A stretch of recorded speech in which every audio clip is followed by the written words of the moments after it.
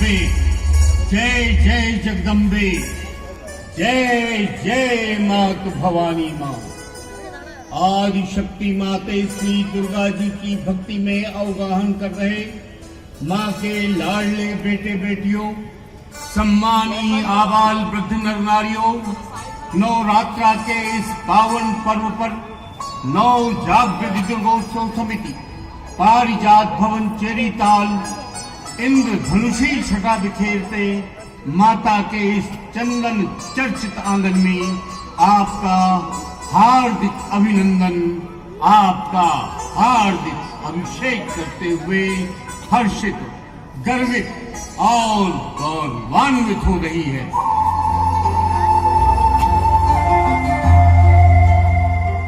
उसी पावन परंपरा के क्रम में मां से आशीष की याचना से इस बार हम प्रस्तुत कर रहे हैं अंधकार वध कथा। इस कथा को जानने, देखने और समझने के पूर्व जरा अपने आप में और अपने आसपास झांकें। क्या हम भूल रहे हैं मातृदेवो भव, पितृदेवो भव, जिन्होंने जन्म दिया उन्हीं की उपेक्षा। अंधकासुर की यह कथा इसी भाव भूमि पर आधारित है। हो सके तो इससे कुछ सबक लें तथा जान लें कि माता पिता के श्री चरणों में ही स्वर्ग है। हम जो कथा प्रस्तुत कर रहे थे वह शिव महात्मा रुद्र संहिता पंचम युद्ध खंड अध्याय 170 का संक्षिप्त स्वरूप है। आइए, चलिए, पहुंचिए कैलाश धाम।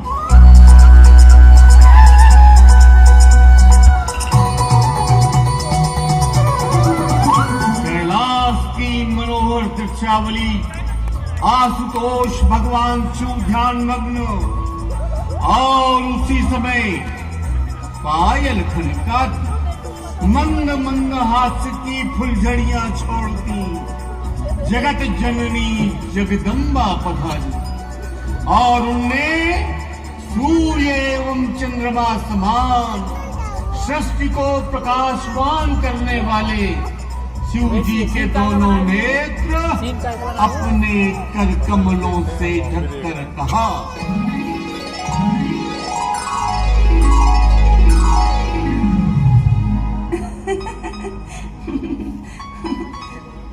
भगवान, मैंने आपके चंदा सूरज से दोनों नेत्र ढक लिए। सारा जगत अंधकार में डूब रहा है। अब क्या होगा प्रभु?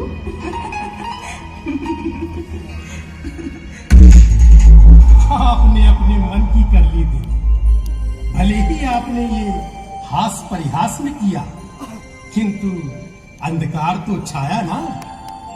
महादेवी, दुनिया के कार्य अंधकार से नहीं प्रकाश से चलते हैं। प्रकाश तो होना ही चाहिए। तो देखिए, ये रहा प्रकाश।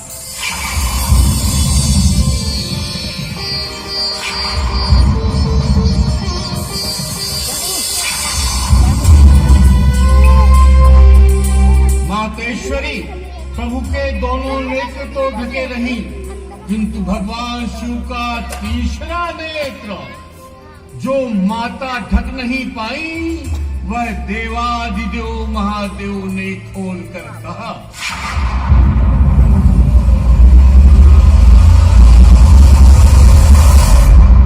देवी, कहाँ है अंधकार? आपकी दृष्टि तीनों लोकों में जहां तक जाए वहां तक देख लीजिए। यत्र तत्र सर्वत्र प्रकाश ही प्रकाश है। प्रकाश है तो उष्णता तो होगी ही।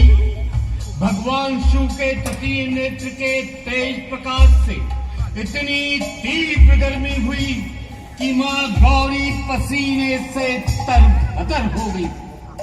आश्चर्यजनक किंतु सत्य, मातेश्वरी के पावन शरीर से टपकी पसीने की बूंदों से एक अलौकिक तेज की उत्पत्ति हुई।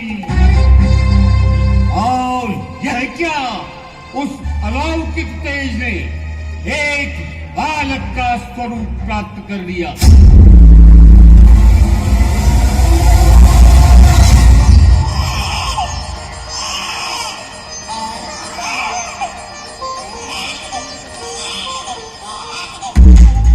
माताजी ने रोते बालक को उठाकर हृदय से लगा चुप करा। आशुतोष भगवान शिव से कहा, भगवान, अंधकार और प्रकाश के हास परिहास की ये उपलब्धि तो देखिए। कितना सुंदर बालक है ना? वारे जाऊं मैं तो। जरा बताइए तो सही, इसका नाम क्या होना चाहिए? आप भी गजब करती है देवी। सच तो ये है कि परिहास में ही सही, जब आपने अंधकार परोसा और उस अंधकार के आधिक्य के हरण में इस बालक ने जन्म ले लिया, तो सीधी सी बात है, अंधकार के दिन इसका नाम अंधक ही होना चाहिए। हाँ, अंधक ठीक ही तो है भगवान, सर्वथा उचित।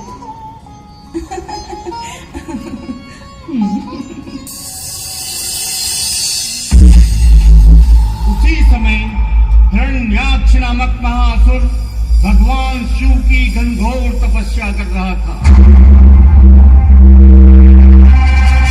उसकी तपस्या से प्रसन्न होकर उसकी प्रार्थना पर भगवान शिव ने उसकी महाबली पुत्र की कामना की पूर्ति हेतु अंधक को उसकी झोली में डाल दिया। समय अपनी गति से आगे बढ़ा और अंधक पर दैत्य कुल के पालन पोषण की आसुरी छाप पड़ी, किंतु अभी भी संतुष्ट नहीं था।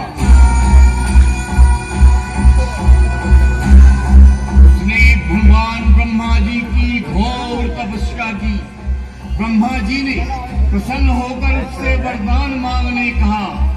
उसने अमर होने का वरदान मांगा तो ब्रह्मा जी ने कहा, जीवन पाने वाला मरण की परिधि से बच नहीं सकता, यह नियति है। फिर भी मैं तुझे वरदान देता हूँ कि जब तक तू अपनी जननी पर कुदृष्टि नहीं डालेगा, तब तक तेरा बाल भी बांका नहीं होगा। लेकिन सुन, यदि अपनी जननी के प्रति अपने मन में तनिक भी कुविचार लाएगा तो उसी क्षण तेरा सर्वनाश हो जाएगा। ब्रह्मा जी से वरदान प्राप्त होना था कि अंधकासुर ने तीनों लोकों में हाहाकार मचा दिया, उन्हें अपने अधीनस्थ कर लिया।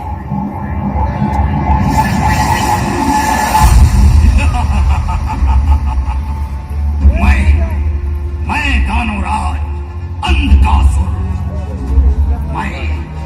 मैं तीनों लोगों का अधिपति, देव, दानव, गंधर्व, मानव, मेरी गर्जना से ऐसे काफले लगते हैं।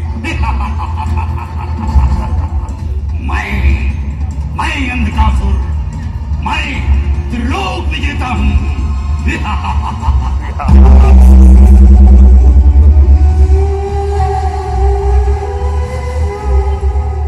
वहां नारद जी कैलाश धाम पहुंचे। अंधकासुर के भीषण उत्पातों से वे बहुत चिंतित थे। नारायण नारायण नारायण।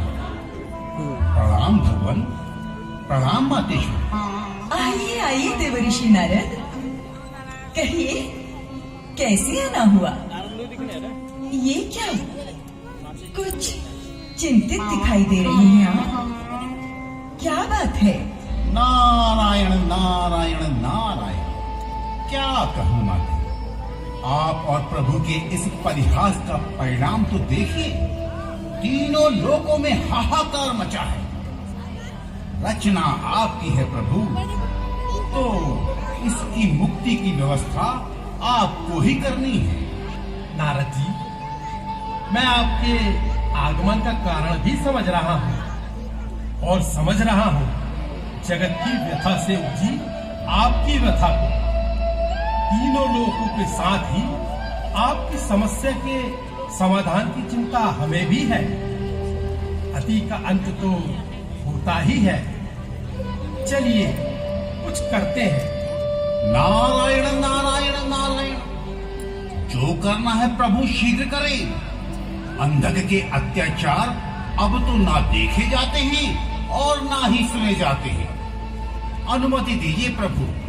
नारायण नारायण नारायण, हर हर महादेव, जय जय जगदम्बे।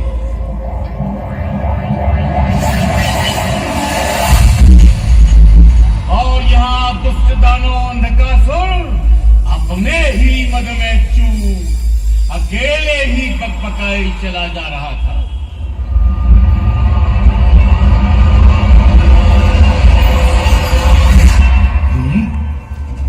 अरे कैसा त्रिलोक विजेता, जिसके जीवन में सारे सुख संपत्ति ऐश्वर्य तो है, लेकिन एक त्रिलोक सुंदरी नहीं।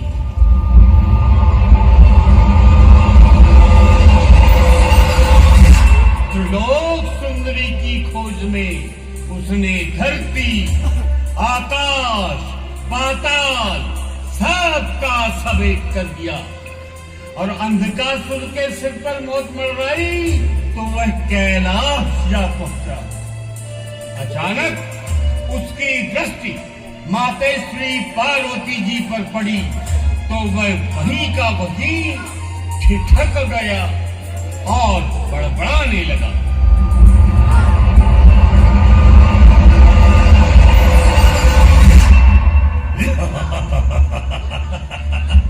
अरे वाह वाह, क्या हूँ! नख से शिख तक सर्वांग सुंदरी। ऐसी सुंदरी, ऐसी मनमोहक स्त्री तो आज तक मैंने तीनों लोगों में कहीं भी नहीं देखी है। अब तो मैं इसे ही अपनी धर्मपत्नी बनाऊंगा। अरे वाह वाह वाह वाह वाह।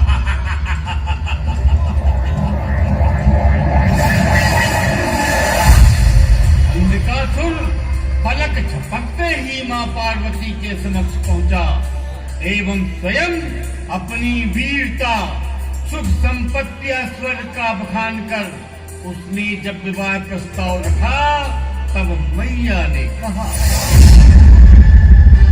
सच विवाह प्रस्ताव रखने के पूर्व देख समझ तो लेता कि मैं कौन हूँ।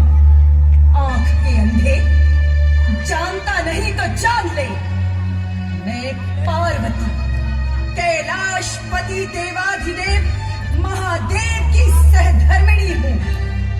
मुझसे विवाह की सोचकर तूने महापाप किया है पापी, महापाप। क्यों अपनी मौत को निमंत्रण दे रहा है मूर्ख? क्यों अपनी मौत को निमंत्रण दे रहा है? देवी, ये जान लो कि अंधकासुर ने जो ठान लिया, यानी कि ठान लिया, मैं कहता हूं सीधे से यदि विवाह के लिए तुम तैयार नहीं हुई तो फिर समझ लो मैं अंधकासुर हूं, अंधकासुर।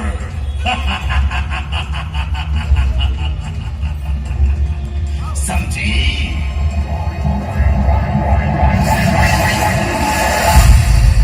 मां के आह्वान करते ही भगवान शिव प्रकट हुए और उन्होंने कहा,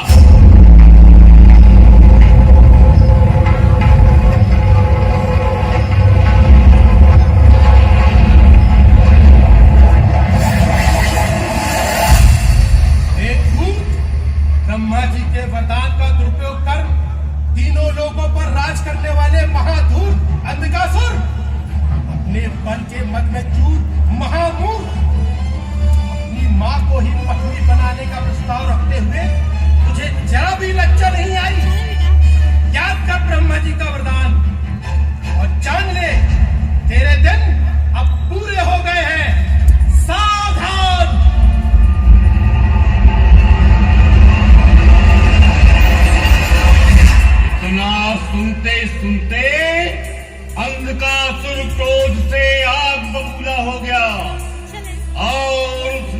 अट्टहास कर भगवान शिव पर शस्त्रों की बौछार कर।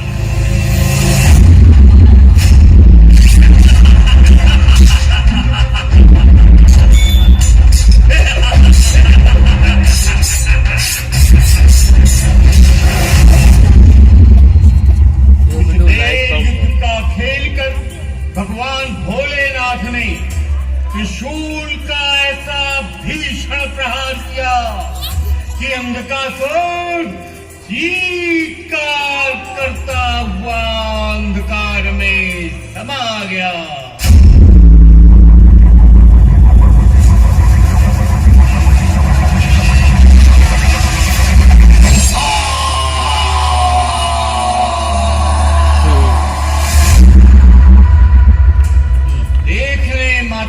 को सताने वाले कलयुगी पुत्र कि जिसे माता पार्वती ने जन्म दिया, सीमाएं लांघने पर उसके पिता भगवान शिव ने ही उसका अंत कर दिया।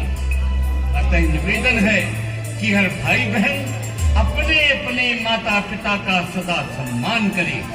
आइए इसी संकल्प के साथ दर्शन करें जगत जननी जगदम्बा जी।